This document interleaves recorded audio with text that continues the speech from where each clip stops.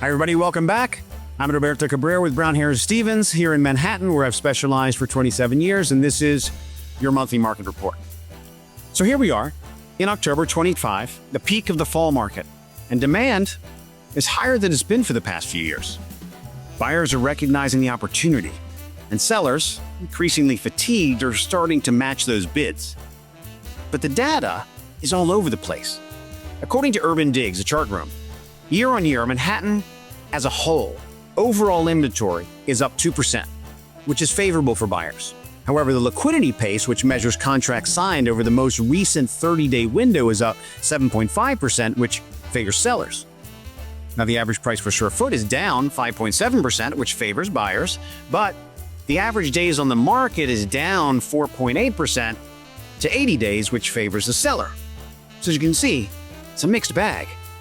It's like a buffet where you have caviar here and corned beef hash there. But that's a broad stroke. The market is far more nuanced and segmented than that. For example, as mentioned, overall supply is up 2%. However, if we break it down between inventory above and below 4 million, you'll see that it's up 6% for properties below 4 million and down nearly 12% for properties over 4 million. Likewise, the liquidity pace for below 4 million is up 8%, whereas above 4 million, it's really flat. So it paints a picture of a slowing luxury market and an acceleration in the more moderate price ranges. Now, the reasons for this could be infinite and actually include the impending mayoral election, which have the wealthy a little bit more cautious than others. However, the greatest factor, in my opinion, is the downward trend of mortgage rates, which are at an 11-month low and reflecting an entire 1.5-point drop in the past 2 years, from 8% in the fall of 2023 to 6.5% now. Check out this chart. This slide explains purchasing power. Over the past 2 years, rates have gone from 8% to 6.5%. That's a 1.5% difference.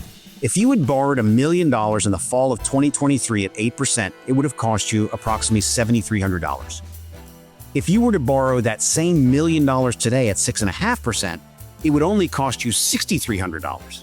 That translates to almost $12,000, a little over $12,000 in savings per year, just because of the mortgage rate.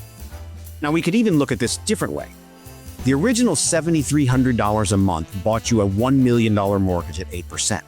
That same $7,300 today at 6.5% would buy you $1,161,000 of mortgage. That's $161,000 extra of purchasing power.